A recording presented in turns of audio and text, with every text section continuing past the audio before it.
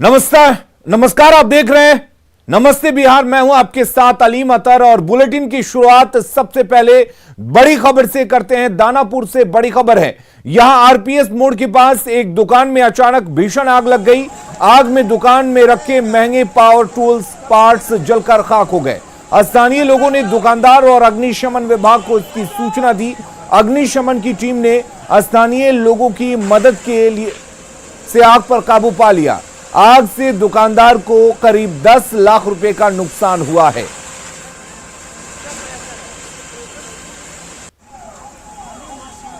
पता नहीं है कैसे लगी है, लेकिन हम दुकान 8:30 बजे बंद करके जब यहाँ से गए तो मुझे फोन आया कि दुकान से आपका धुआं निकल रहा है। जब हम वहाँ दुकान पे आए तो आग लग चुका था। किसके द्वारा आपको सूचित?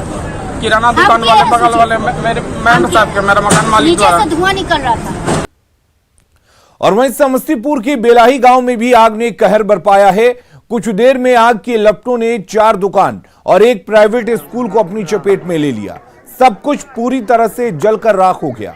ग्रामीणों और दमकल के सहयोग से काफी मशक्कत के बाद आग पर काबू पाया गया। आग कैसे लगी अभी तक वजहों का खुलासा नहीं हो पाया है।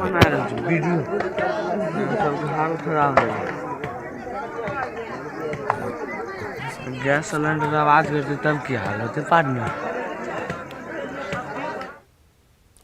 जहानाबाद जिले के सदर अनुमंडल क्षेत्र के काकोताना क्षेत्र में उस समय सनसनी फैल गई जब धीरा बीघा गांव के पास 1.5 किलो का केन बम बरामद किया गया। इस मामले में काको पुलिस 4 लोगों को हिरासत में लेकर पूछताछ कर रही है। बम को डिफ्यूज कर दिया गया है। एसडीपीओ ने बताया कि फिलहाल छानबीन की जा रही है कि यह बम किसने रखा था।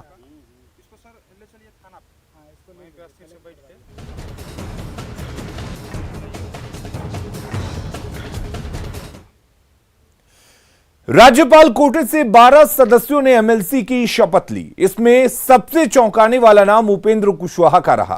पार्टी में शामिल होने के 72 घंटे के अंदर ही जेडीयू ने उपेंद्र कुशवाहा को एमएलसी बना दिया। अब ये कयास लगाए जा रहे हैं कि कुशवाहा को जल्द ही मंत्री बनाया जा सकता है। वहाँ जो बिहार विधान परिषद के लिए सदस्य मनोनीत हुआ हूँ, सत्यनिष्ठा से प्रतिज्ञान करता हूँ कि मैं विधि द्वारा स्थापित भारत के संविधान के प्रति सच्ची श्रद्धा और निष्ठा रखूंगा। लंबे इंतजार के बाद राज्यपाल कोटे से भरे जाने वाले 12 सीटों पर नामों की घोषणा हुई और कुछ ही घंटों के अंदर सभी सदस्यों ने शपथ ग्रहण भी कर लिया।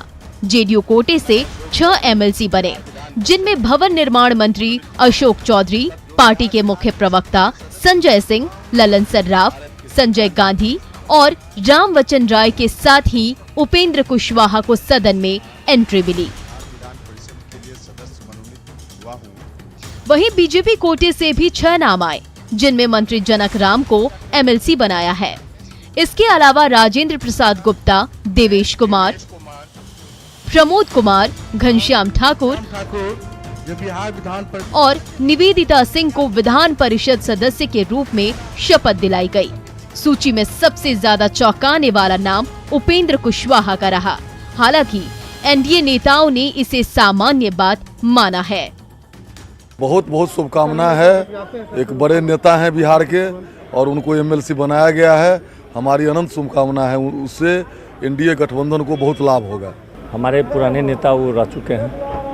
कुछ दिनों के लिए वो घर से बाहर चले गए थे। होता है घर में कभी कभी आपसी द्वेष होता रहता है। अब फिर आपसी प्रेम हो गया तो फिर वापस आ गए हैं। तो घर वापस आने पर तो निश्चित रूप से हम लोगों को नेता रहे हैं तो फायदा होगा ही।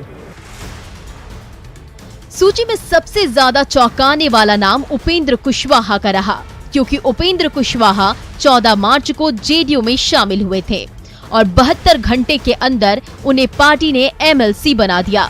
कुशवाहा के राजनीतिक जीवन की बात करें तो समता पार्टी से साल 2000 में जंदाहा सीट से चुनाव जीते। समता पार्टी का बाद में जेडीयू में विलय कर दिया गया, जिसके बाद 2004 में उन्हें नेता प्रतिपक्ष बनाया गया।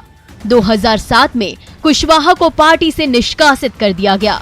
2010 में फिर जेडीयू में आए, राज्यसभा के सांसद बने, लेकिन 2013 में कुशवाहा ने जेडीयू छोड़कर अपनी पार्टी आरएलएसपी बनाई। एक बार फिर से जेडीयू में वापसी के साथ ही विधान परिषद के सदस्य भी बनाए गए हैं, जिस पर आरजेडी कटाक्ष कर रहा है तो कांग्रेस इसे जेडीयू का मामला बता रही है। बिहार की जनता उनको नकार चुकी है और उनकी पार्टी जो विलय की है उसको जनता ने नकार दिया है।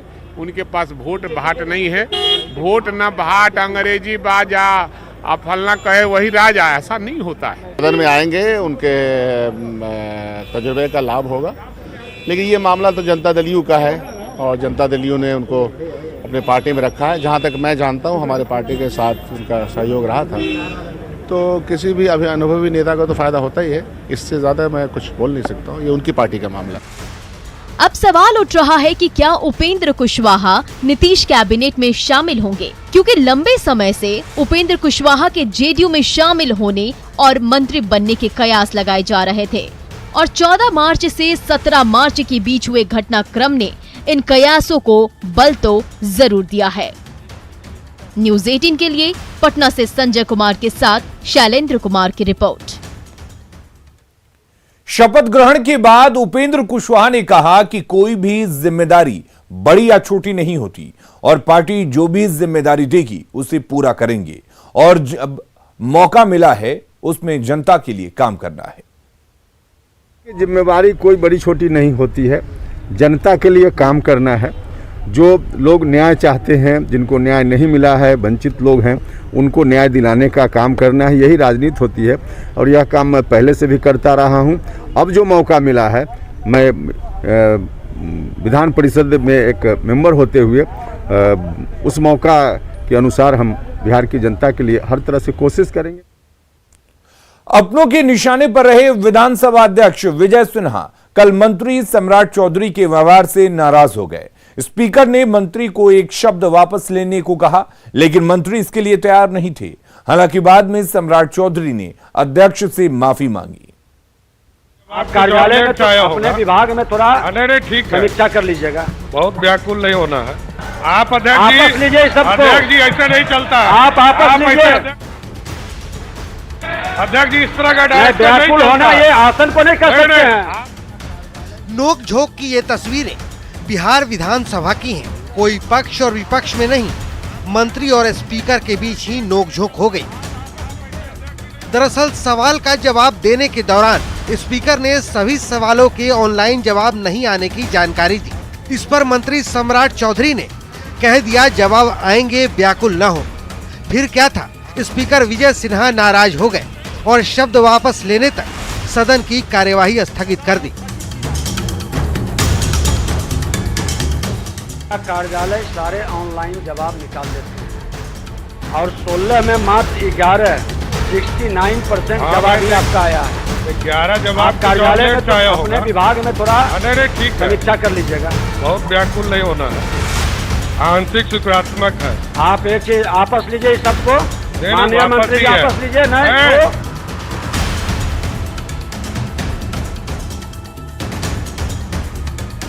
आप आपस लीजिए सबको। अध्यक्ष जी ऐसा नहीं चलता। आप आपस लीजिए। अध्यक्ष जी नहीं होता है।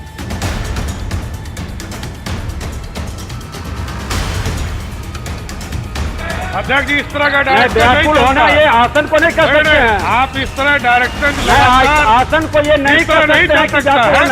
आप इस तरह अध्यक्ष जी नहीं चला सकते। व्याकुल आसन नहीं, आप समझ लीजिए, कौन पूछेगा? इस तरह नहीं चलेगा, बहुत व्याकुल नहीं होइए। सदन स्थगित की जाती है। मंत्री के साथ विधानसभा अध्यक्ष की हुई नोकझोंक पर विपक्ष के विधायकों ने भी प्रतिक्रिया दी है।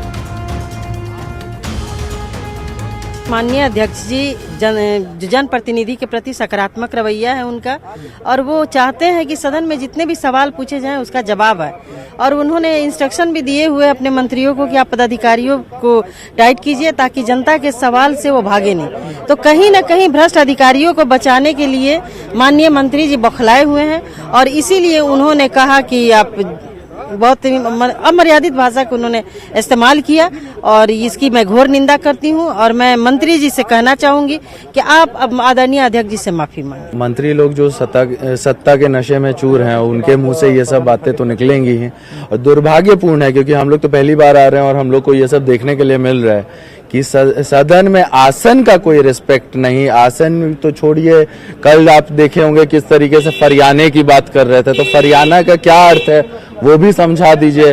और व्याकुल क्या मतलब है, क्यों आप उनको बोल रहे हैं व्याकुल, और ये सब ऐसी बातें अच्छी नहीं लगती है, शोभा नहीं देती हैं। हाँ, और आशा और उम्मीद है कि ये लोग जिन्होंने भी ऐसी गलती की है वो उन गलतियों से सीखें। सम्राट चौधरी के व्यवहार को लेकर पूछे गए सवाल पर सत्ता पक्ष के मंत्री और विधायक कुछ भी बोलने से परहेज कर रहे हैं। हालांकि पूर्व मंत्री जीतन राम मांझी ने मंत्री के बयान को अमर्यादित करार दिया है और कहा है कि मंत्री को ऐसा नहीं बोलना चाहिए था। मैं तो अपने प्रश्न के बारे में जानता हूं कि मेरा प्रश्न था, माननीय मंत्री जी ने जवाब दिया, मुझे जो लगा मैंने पूरा प्रश्न पूछा, ठीक है। उसके बाद प्रश्न स्थगित हुआ। अब स्थगित हुआ, उसके बाद का जो घटनाक्रम है उसके बारे में माननीय मंत्री जी बताएंगे, माननीय संसदीय कार्य मंत्री जी, माननीय अध्यक्ष जी आपको ज्यादा कुछ बता पाएंगे। आप ही के सवाल के बाद इस तरह की घटना, सवाल तो मेरा राइट है, वो तो मेरा राइट है, हम इसी काम के लिए जीत के आए हैं। जो राज्य स्तर का चीज है, जो पंचायत प्रतिनिधित्व से जुड़ा मामला था, और माननीय मुख्यमंत्री जी हम लोगों को एनडीए की बैठकों में कहते भी हैं कि आप जनोपयोगी मामलों को उठाएं, आप ये मत देखें कि कौन सरकार से जुड़ा प्रश्न है कि क्या है। निदान तब होगा जब आप समस्या को रखेंगे। मंत्री का इस तरीके से आसन को ये करना, ये माननीय अध्यक्ष जी बताएंगे इसके बारे में आपको। इसके बारे में जानकारी मुझे ज्यादा प्राप्त नहीं है, मैं बताता हूँ उसके बारे में क्या जानकारी, मुझे ज्यादा जानकारी सही है कि गलत है सर, ये बताइए। नहीं, कुछ भी अगर हुआ होगा तो अगर मर्यादा से बाहर जाके कोई भी कुछ किए होंगे तो वो सही नहीं होगा। ये प्रथम घटना है। इस तरह की बात किसी भी माननीय मंत्री को आसन के प्रति नहीं बोलना चाहिए। और मैं समझता हूँ कि जिस प्रकार से दुखी हैं अध्यक्ष महोदय, एक ही उपाय है कि माननीय मंत्री खड़ा होकर के खुद खेद व्यक्त करे तो मामला समाप्त हो सकते हैं, नहीं तो ये मामला और आगे बढ़ेगी। और ये जो हरकत है मंत्री का निंदनीय है, अमर्यादित है और कानून के विरुद्ध भी है। अपने बयान पर मंत्री सम्राट चौधरी ने माफी मांग ली है, लेकिन जो कुछ हुआ उसे संसदीय परंपरा के लिए सही नहीं कहा जा सकता। उम्मीद है कि आगे फिर कभी ऐसी स्थिति देखने को नहीं मिलेगी। न्यूज 18 के लिए पटना से शैलेंद्र कुमार के साथ आनंद अमृतराज की रिपोर्ट। आप इस तरह अध्यक्ष नहीं चला, आप समझ लीजिए। विधानमंडल की कार्रवाई के बाद सदन के बाहर निकलने पर मुख्यमंत्री नीतीश कुमार ने मीडिया से बातचीत में सबसे पहले विधान परिषद के मनोनीत नए 12 सदस्यों को बधाई दी और कहा कि सदन में अब कोई सीट खाली नहीं है और सहयोगी दलों की नाराजगी की बातों से इनकार किया है। हर दिन सदन में हंगामा और बदजुबानी पर नीतीश कुमार ने कहा कि सभी सदस्यों को सदन की मर्यादा का ख्याल रखना चाहिए, लेकिन जो बातें सामने आई हैं उसे देखा जा रहा है। नीतीश कुमार ने मंत्री राम सूरत राय के भाई के स्कूल में शराब और कोरोना को लेकर पीएम मोदी से बातचीत पर भी जवाब दिया। सभी 12 मनोनीत सदस्यों को मेरी तरफ से बधाई है। विधान परिषद के माननीय सभापति महोदय ने आज ही शपथ ग्रहण करा दिया, तो बहुत अच्छा हुआ लोगों के लिए और खुशी की बात है। अब ये जगह जो खाली थी अब कोई जगह खाली नहीं है, बहुत अच्छा है। सब लोगों को अपनी भूमिका निभाने का मौका मिलेगा।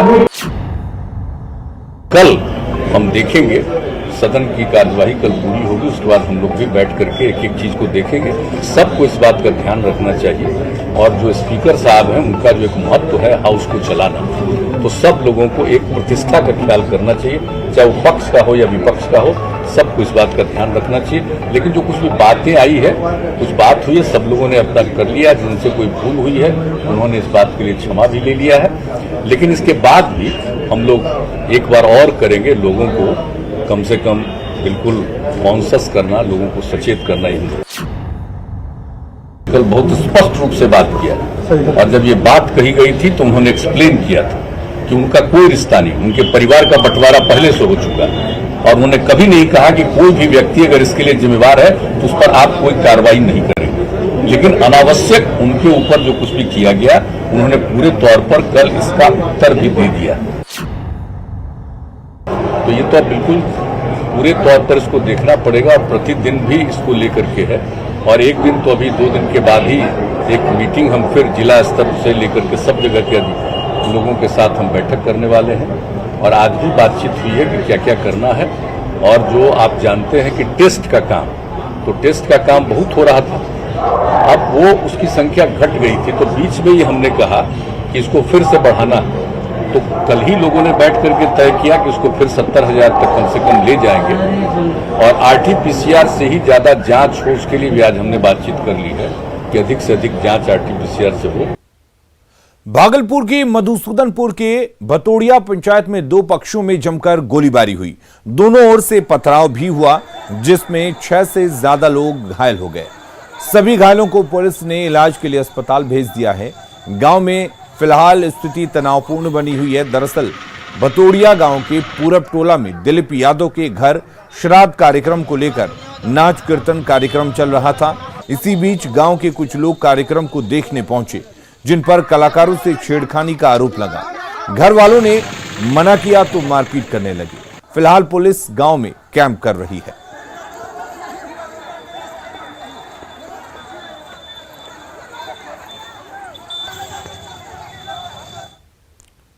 बेगूसराय में दर्जन भर परिवारों की बेबसी और प्रशासन की संवेदनहीनता सामने आई है, जिसमें सरकारी जमीन बताकर लगभग 1 दर्जन घरों को तोड़ दिया गया। घर तोड़ते वक्त बासगीत पर्चा दिए जाने का आश्वासन दिया गया था, लेकिन करीब महीने भर बीत जाने के बाद भी प्रशासन ने कोई पहल नहीं की है। पीड़ित परिवार के लोग अपने बच्चों सहित पेड़ की छांव में अपने जीवन यापन करने को मजबूर हैं। कोई उपाय नहीं है।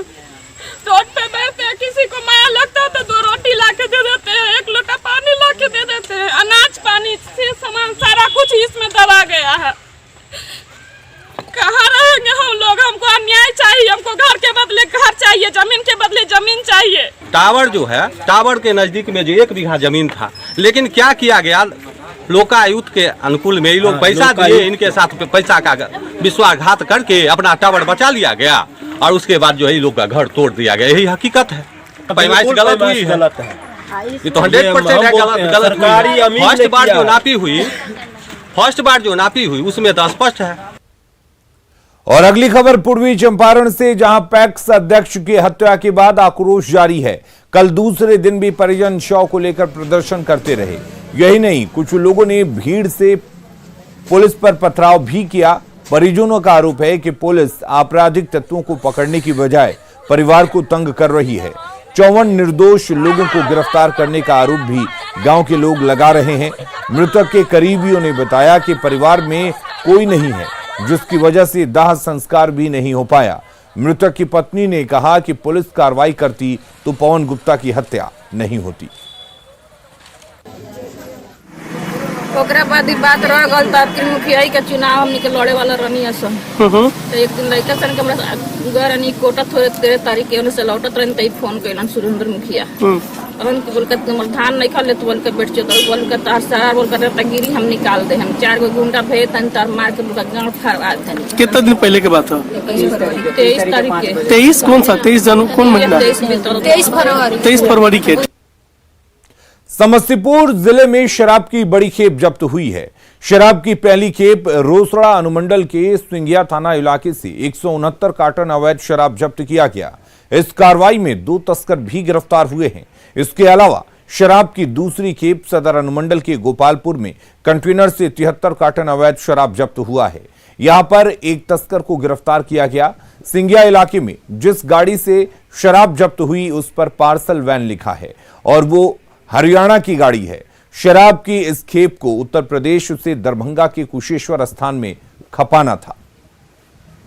हाँ, रात्रि में सूचना मिली थी 2 बजे करीब। उसके बाद थाना द्वारा छापेमारी किया गया तो एक ट्रक बरामद हुआ है राजस्थान नंबर। उस पर 73 कार्टून शराब था, अंग्रेजी शराब। और वहीं पर से एक व्यक्ति जो उतारने में शामिल था, चंदन कुमार पिता सुखदेव राय।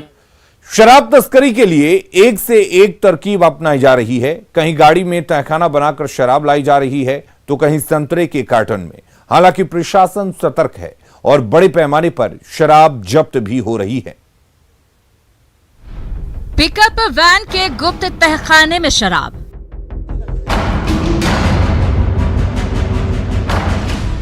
दूध के टैंकर में लाखों की शराब,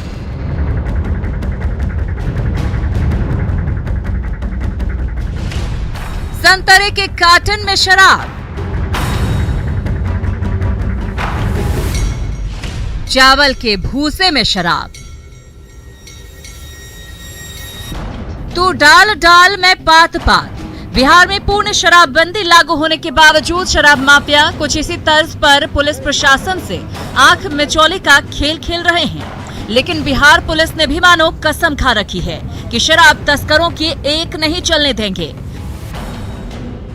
प्रशासन इन शराब के काले कारनामे करने वालों को खुली चुनौती दे रहा है कि चाहे कोई भी तरकीब लगा लो, छोड़ेंगे नहीं।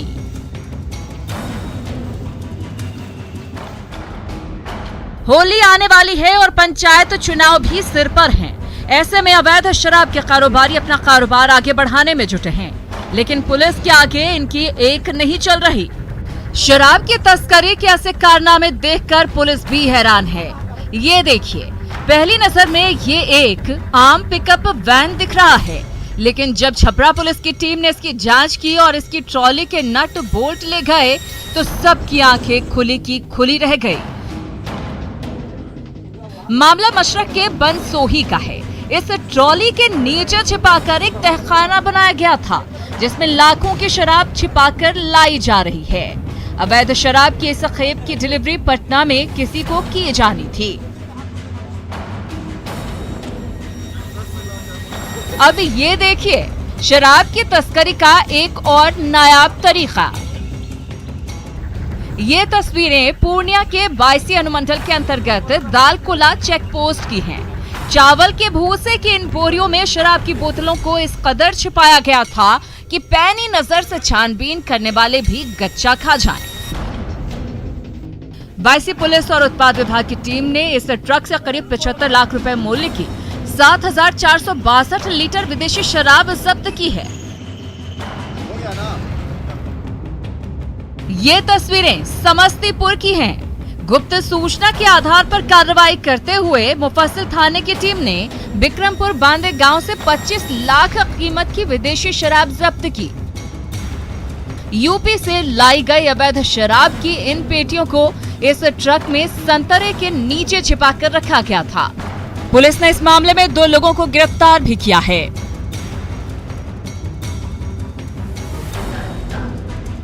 अब खगड़िया की इन तस्वीरों को देख लीजिए। आपको इन शातिर अपराधियों के खतरनाक मंसूबों का अंदाजा हो जाएगा। अपना काला कारोबार छिपाने के लिए अवैध शराब के इन कारोबारियों ने दूध के टैंकर को भी नहीं छोड़ा। पहली नजर में कोई भी दूध के टैंकर पर शक नहीं कर सकता, लेकिन खगड़िया पुलिस और उत्पाद विभाग की टीम ने इन काले कारोबारियों के मंसूबों पर पानी फेर दिया और लगभग 3 लाख कीमत की 60 कार्टन शराब जब्त कर ली। यही नहीं, राजधानी पटना में भी अवैध शराब के कारोबारी खुलेआम पुलिस को चुनौती दे रहे हैं। उत्पाद विभाग की टीम ने पटना के महात्मा गांधी सेतु पर विशेष चेकिंग अभियान के दौरान एक कार से 6 कार्टन विदेशी शराब बरामद की है। यही नहीं, यहाँ एक ऑटो से भी शराब की बोतलें पकड़ी गई हैं। और तो और, पुलिस प्रशासन के आगे जब इन अपराधियों की नहीं चल रही तो इन्होंने शराब की फैक्ट्री ही खोल दी। उत्पाद विभाग और छपरा पुलिस की टीम ने गरखा में देसी शराब बनाने की फैक्ट्री का भंडाफोड़ किया। ये देखिए शराब की कितनी भट्टियां यहाँ लगाई गई हैं ताकि जानलेवा जहर की पैदावार की जा सके।